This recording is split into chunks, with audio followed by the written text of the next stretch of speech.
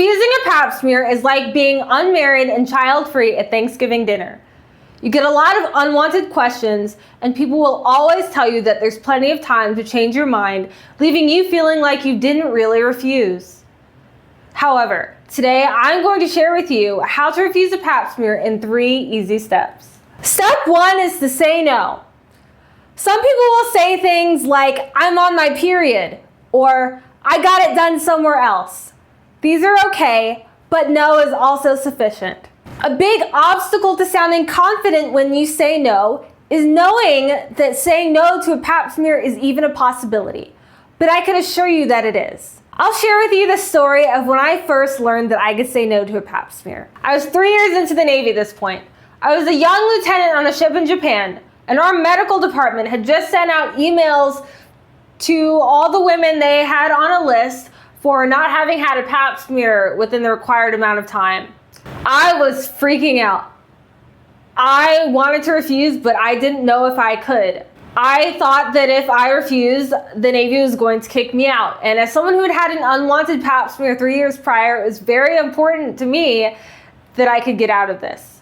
So I went to my department head for help. Let's call her Lieutenant Cerulean. Now, Lieutenant Cerulean could do anything. She could fix any problem, any personnel issues. She could work with anyone, and she was never surprised. She spent most of her day scowling, but if you came up to her with the report, she would break into a smile because she genuinely loved the people who worked for her, and she loved the people she worked around.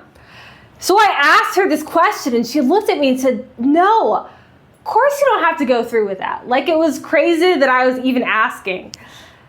That was such a relief for me. She said, "I'll talk to Doc. If Doc has a problem with that, he can come to me." What are they gonna do? Put you on a tracker? I was so relieved. She even said, when they put you on the dink list, you can just not show up. A dink list is basically a list of everyone on the ship who hasn't completed an administrative requirement from higher ups. It's basically like an Excel spreadsheet. So she said, when they put you on the dink list, you can just not show up. And I said, okay, and I didn't. And that was the end of it.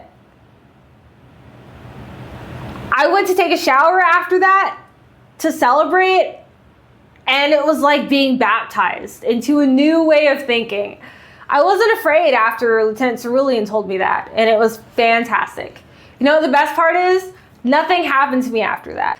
In fact, I went out to serve for 2 more years until I got out voluntarily. Step 2. Don't expect the doctors and the nurses to acknowledge your no. A lot of us as human beings look to others to confirm our reality. But in this case, remember that the doctors and the nurses are living in a fantasy land in which they think that you are going to get a Pap smear. So if you ask them whether you have to get one, you're likely to receive one of these responses, and it helps if you're prepared. You don't have to do it with us. You can get it done at another clinic. We don't have to do it now, but if we don't do it now, you have to make another appointment and come back later. Or my favorite, why don't you want to do it? Is it the size of the speculum? We could use a smaller speculum. In most cases, they won't even acknowledge that you asked the question. Just remember that the doctors and the nurses live in a fantasy land, and you will be fine.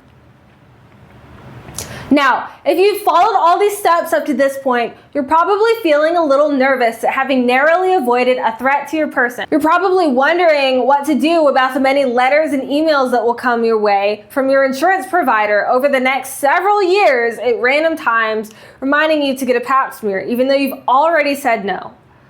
A lot of women find these reminders so tedious that they convince themselves that Pap smears aren't a big deal, and they find themselves back in the clinic later again just to make them stop. What do? I have a solution, and that brings us to step 3. Step 3, make it someone else's problem. But be careful. A lot of us, when we're dealing with something that's too big for us to handle, go to a trusted friend for support. However, here, that might not be an option. A lot of women only talk to other women about women's health, creating an echo chamber that's been around for over 50 years. Inside this chamber, a lot of women only get Pap smears because they've been extorted, bullied, and lied to to affect compliance. In this chamber, they help each other cope while at the same time making sure that no woman strays off the beaten path. Just look at this Reddit thread from 7 years ago, where a woman who doesn't know if she has to get a Pap smear asks the community she thinks she can trust for support. She says, "Am I allowed to refuse a Pap smear?" The first commenter says that her doctor might refuse to treat her. The second commenter reminds her that Pap smears are important, as if she hasn't already heard that. And the third commenter calls her a high-risk, irresponsible policyholder. Ironically, by asking for support, you're likely to receive more of the messaging you're trying to escape. And remember, these comments are coming when you're already in a vulnerable place. If Lieutenant Cerulean had said to me, "You can refuse the Pap smear, but the Navy might kick you out," I wouldn't be here telling you this story today. If you're unsure about the effect of these comments, just look what the original poster said after another poster scared her with the idea of cancer. Here's a more recent thread where a woman complains about the voicemails her insurance company is leaving her, reminding her to get a Pap smear. Yeah, it's pretty bad. So what do? Well, I have an experiment. If your best female friend is not supportive, find another female friend and find a male friend. Tell your female friend about your experience refusing the Pap smear and how you're afraid you might be harassed in the future. Observe her response. Then go to your male friend. Tell him the same story and observe his response. I guarantee his response will be different from the responses you got initially.